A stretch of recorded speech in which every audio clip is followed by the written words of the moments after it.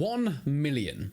That's how many people logged on to ChatGPT in the first week. Possibly the most popular and advanced AI chatbot created so far, made by OpenAI, and well, it's still free, at least for now. Introducing Bannerlord OpenAI.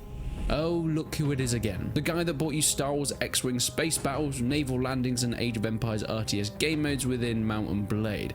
He's back, and he's got something even bigger. Block started with a custom story-built engine to link up Mount and Blade with the chatbot. Currently, it's rather basic and works just for NPC interactions and dialogue, but as I will reveal later, what's next could change the way how gaming really actually works for good. Now, heading into towns and interacting with NPCs will give players the opportunity to now not just select a few chat options, but pretty much type in whatever you want.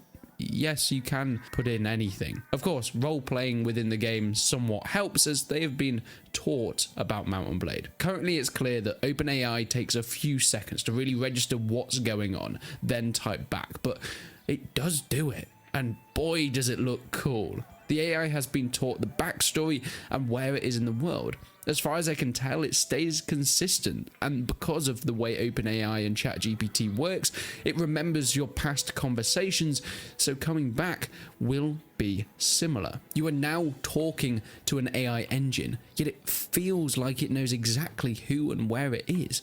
But not only that, it knows the way the world works around it, in Calradia in the context of Mount and Blade. It doesn't know everything, but to the extent that a character would. For example, the limited knowledge of a blacksmith or farmhand, the AI has that. Starting with the blacksmith, they're asked if forging a sword is possible. The AI goes on to interpret the question and reveal information such as materials prices and how exactly this will be done with the resources within the region. Now, the AI does carry on asking what kind of sword would they be able to help you with. But from what it seems, Block kind of skirts around that question, as this AI seems purely conversational at this point, and I'm not sure it would evolve into any practical use, such as giving custom sword requests. But this is a big possibility in the future. Instead of having to train up as a blacksmith yourself or buying weaponry, having full, thought-out conversations with NPCs who can answer your questions about requirements, as we see here, but it actually results in them forging a weapon to the specification asked for.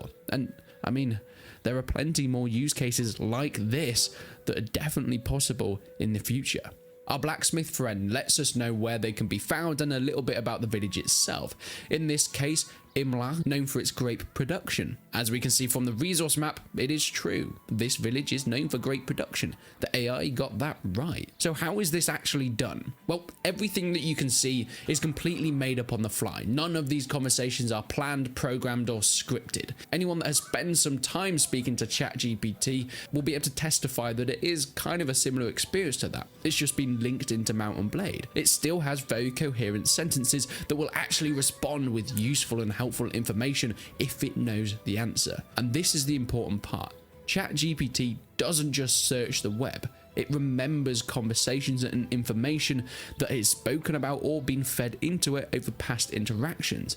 And this is the genius of what Block has done. He's given the AI the information about the lords, factions, nobles, resource zones, even down to nearby events like current tournaments or the ruler of a region at this point in time. The AI now knows this, so anything you now ask this new souped up NPC will give you a full conversation while pulling past information that is being taught in order to round out that conversation. In this case, when asked about the village, it remembers that this village is known for great production, so it will add that little tidbit in during your conversations. So yes, it is purely unscripted, yet has been limited, so it can still actually be useful in the context of the game, rather than you chatting to a medieval peasant and they go off on current day politics about the war in Ukraine. That would be an interesting conversation to see their opinion. Next, we go and speak to a farmer, someone who instantly acknowledges the character's fine armor and weaponry. Is this a variable added in? Well,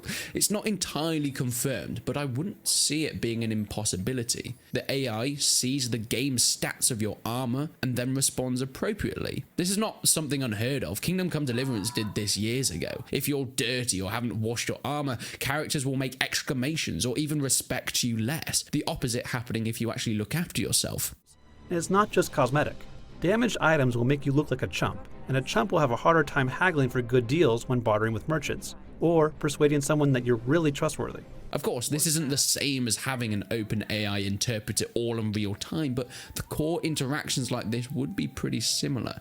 Talking to the farmer, once again the current limitations being obvious, asking if they would join our warband. He then goes on to say that he himself is not a fighter, but he will go and ask for others. In the ideal world, this would then bring up a recruitment tab, or at least some sort of similar option to recruit members to your party, yet, as mentioned, at this moment it's just text-based conversations. There is no real knock-on effect other than information revealed. Something that would be interesting to see is whether this is just something that the chat AI has been taught to respond upon asking for troops, or could there be a point where the answer changes depending on the amount of soldiers ready to recruit in that village? As things like resources and factions and real-time events have already been fed in, that doesn't seem out of the realms of possibility. The farmer speaks about their backstory. His son was killed in a war, but he doesn't want revenge, as he needs to stay and look after his surviving members of the family. And this is what ChatGPT does really well, deepening those stories to really immerse players in it. Not just presets or the only NPCs that have backstory are the ones that give you quests. No. Eventually, anyone can speak to you. Anyone can have their own life and backstory, all created by an AI. This means that it isn't limited by a developer writing a script for every single NPC within the game. The farmer, when asked if there are any warbands in the area, lists of what I can only assume is real-time information about the parties that are nearby the village and giving specific names and faction details. This is the kind of information that you can really use. Heading to the final peasant brings up one of the most interesting of queries. How does ChatGPT come up with, well, pretty accurate names and backstories of these random NPCs? These are people that Tailworlds themselves haven't even named. I mean, you can see when you talk to them, they're just called Britannian peasant. Yet, when speaking to them, the AI has built a name, a whole life, a history, locked and loaded when asked about it. The Western Empire raided, killing many and leaving this woman as a widow. She's now made her way to earn some money as a blacksmith. It's incredibly compelling, and for just an AI that's been taught the context of the game, very convincing, of names that fit the medieval setting, and almost does feel like a purposely written script like you'd see in a Kingdom Come. Interestingly, just after, Block goes to confront a woman who's working in the fields. He asks what she was doing when he came to speak to her. She does mention how she was working in the field as a farmer, yet I think this is a little bit of smart trickery here. You see, it is impressive that the AI knew that it was farming before Block came to speak to her. However, you do see that Block does give a few hints to try and start off and push the AI within the direction, and the AI then takes that and runs with it. I mean, the only other way to do this would have every NPC in the game being pretty much conscious of their actions 100% of the time, just in case you go up and ask them what they were doing. It's a nice touch, but it does seem like it's the limitations at the moment, and it might need some improvement in the future.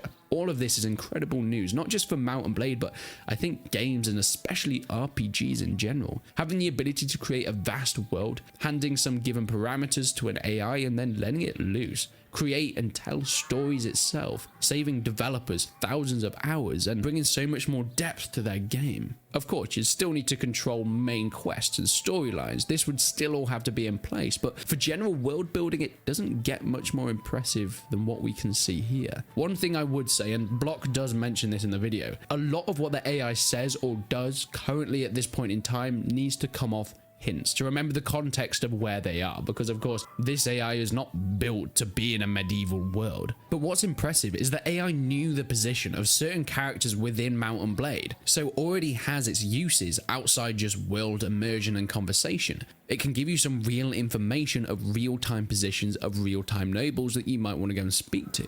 But I think there are way more practical effects that this could be used with, and I can't wait to see them.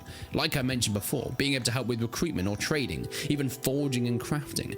These are just some random peasants that we spoke to, but with an advancement on being able to implement this AI with some of the merchants and maybe even nobles, it could lead to much more valuable use cases, giving a vast variety of playstyles within a new dynamically changing Calradia. Well, I guess that's it. It's the end of story-driven campaigns. Everything is AI now. Kneel down to our new AI overlords. They are going to be taking over.